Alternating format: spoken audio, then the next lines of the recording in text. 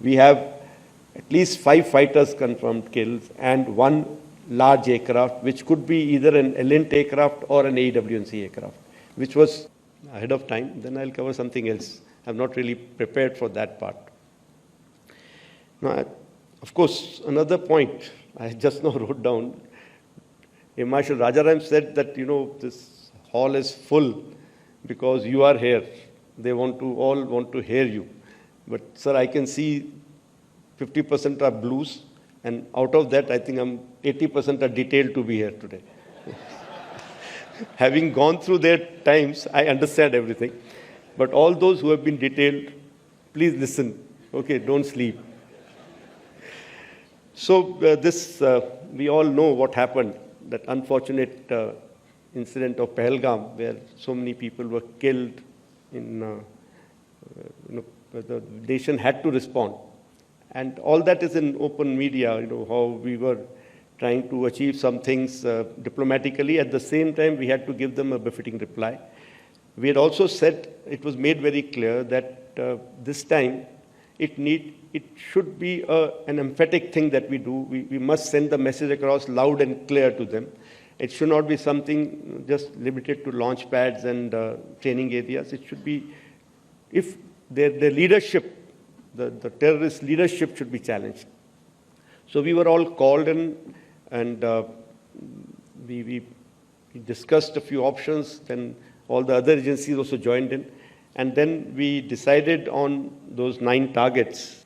I want to bring out something here. When we did Balakot, we had something similar. I have a slide on that.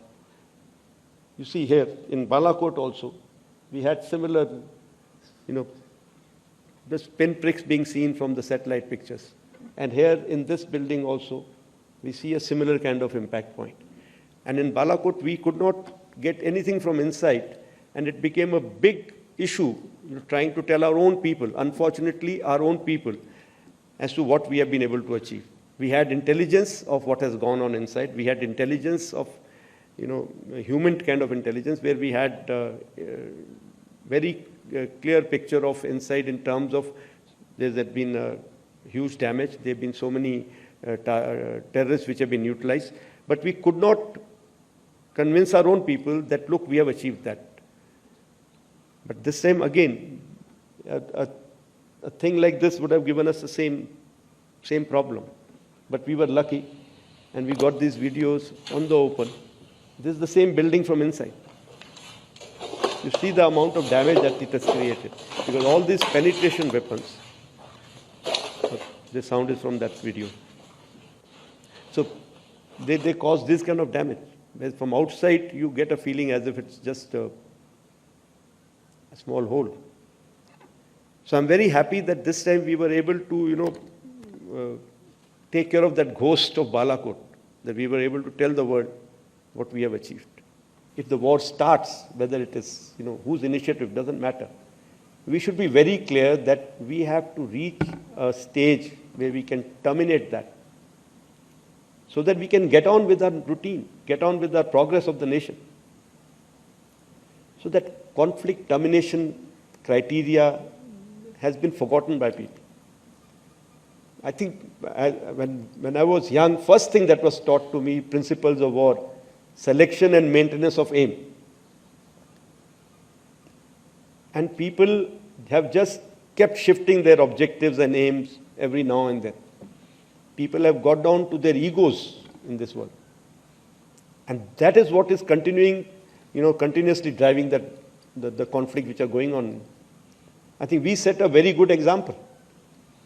Our objective was very clear. Our objective was to teach the terrorists a lesson that they will think twice before doing something, or they know what kind of price they can pay. And once we have achieved those objectives, we should look for all windows of opportunity to stop that, rather than just continuing. We were actually on a song that night. I hear from so many people. I don't want to say that, but some people very close to me have said, "Aur marna tha." I'm telling you that. But can we continue to be at war? Why should we be at war when we can avoid it or we can stop it? That is my way of looking at it. I think nation has taken a very, very good decision. And we were a part of that decision, but it cannot be taken at our level. It has been taken at much higher level, but it was a good decision. Now we have to make sure that we remain steadfast, that should we need to again do something, we are not found wanting. But what to do, that call will be taken at much higher level. Another takeaway that I see from here is, we've been talking a lot about drones. All the recent conflicts, drones have come into forefront, and somehow I think we should not be drawing a wrong lesson. I'm worried about that part. Drones are very good means for many things, but I don't think just drones can win you war. You will require the bigger weapons, you will require long-range weapons, you will require the precision strike capability, because drones are more of a nuisance, or for very short-range, small targets, you can use those. Even there is a lot of talk about manned, unmanned. No, very soon the manned flights will be a thing of the past and all that. I don't see anything happening in foreseeable future. Man will remain in the loop. You may have a lot of AI coming in, machine learning coming in helping the man take a decision. You may have a lot of things automated. But as a decision maker, man has to remain in the loop. And ethically so also. Tomorrow you can't blame the machine for taking a wrong decision. We were actually on a song that night. I hear from so many people. I don't want to say that, but some people very close to me have said, "Aur marna tha." I'm telling you that. Sargodha. We've grown up in our Air Force, dreaming about days like this. Someday we'll get a chance to go there. And so it just so happens that I got my chance just before I retired. So we attacked the airfield there because we had very hard int on F-16s taking off from there, and the ones who were attacking us in Srinagar as well as in Adhampur. So we took on the airfield there. Again, intentionally not taken on certain other installations in this airfield because of some kind of calculation by us that may lead to unnecessary escalation. And this is the last slide I have on this. That is Shahbaz, their Jacobabad airfield, one of them, again, a major airfield that was attacked. And here there's an F-16 hangar, which you can see here. And here, this is the photograph again from open source, from one of their earlier picture of the same hangar. And here, that hangar, which is one half of the hangar is gone. And I'm sure there were some aircraft inside which have got damaged there. So if I can just sum it up, what we were able to get there at least 2 command and control centers in like Murid and Chaklala that I have shown you one of the pictures.